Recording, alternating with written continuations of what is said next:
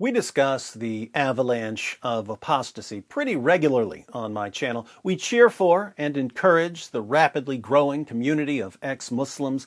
We laugh at the Dawagandists as they scramble to figure out new ways to deceive their audience.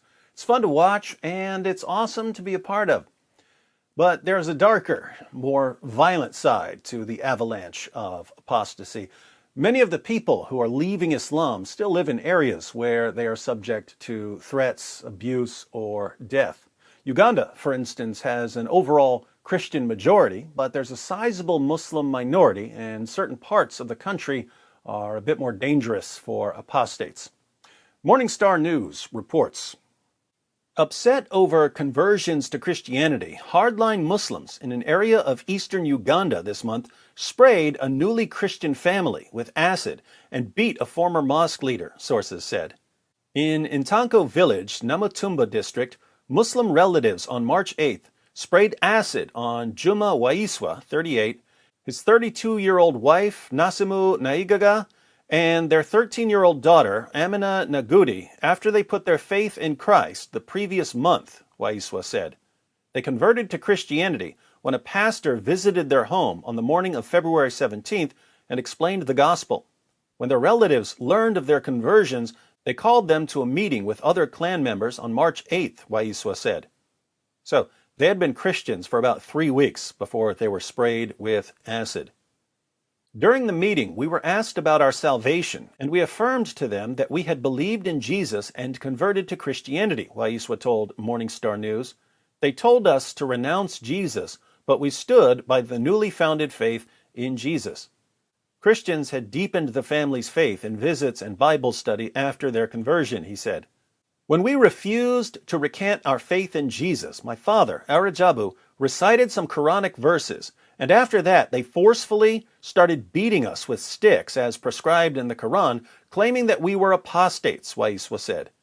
As this was not enough, my father went inside the room and picked up a bottle of acid and began spraying it on us while the group started shouting, Allah Akbar, God is greater, you deserve death, and then disowned us.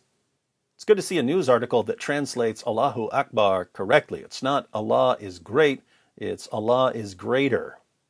Initially, they did not know what kind of liquid was sprayed on them, he said. But as we were fleeing for our lives, we started feeling some serious itching that continued till the pain intensified, Waiswa said. A nearby Christian neighbor called the pastor, who arrived immediately and took us to a hospital in Mbale, but our daughter was seriously affected and was referred to a hospital in Jinja. On March 9th, while the three were receiving hospital treatment, their house was set ablaze, he said. The three are still undergoing hospital treatment. They requested prayer for healing and for a place to stay after recovering. I've read about a lot of acid attacks over the years. The victims are usually women who rejected the advances of a man who doesn't believe that women have a right to reject him. Acid attacks are meant to send a special kind of message. Someone who throws acid in your face doesn't want to kill you. He wants you to have a constant reminder of what you did to upset him. And he wants you to be a permanent warning to those around you. So, this is what certain Muslims are doing in Uganda to stop people from leaving Islam.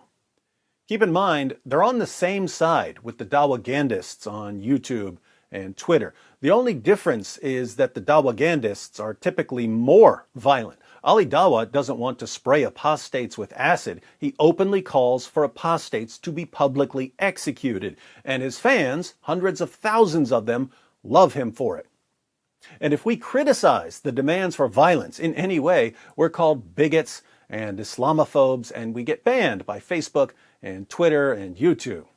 The whole world has gone insane. There are so many reports of threats and violence against ex-Muslims that I could easily make videos like this every day indefinitely. In fact, if you've been wanting to start a YouTube channel, but you're not sure what to cover on your channel, there's an idea for you. Just follow Open Doors and The Voice of the Martyrs and Morning Star News and make videos about what's happening. Yes, you'll be threatened for it. Yes, you'll be called names for it. Yes, you'll eventually get banned for it. But whatever happens, Never forget that the people who are against you are cowards. Sheikhs and imams spent 14 centuries lying about their prophet and their book. Suddenly, we get to a time when people can expose the lies, and the sheikhs and imams panic. They're terrified because their lies are being exposed, and they know they can't keep their followers in a state of ignorance forever. They want to go back to a time when no one was allowed to question their claims. They think that violence will get them there. But do you know what their threats and violence will really get them? An avalanche. You just backfired on me. It just backfired on me. This is a part of a religion. There's a reason to it. Yeah?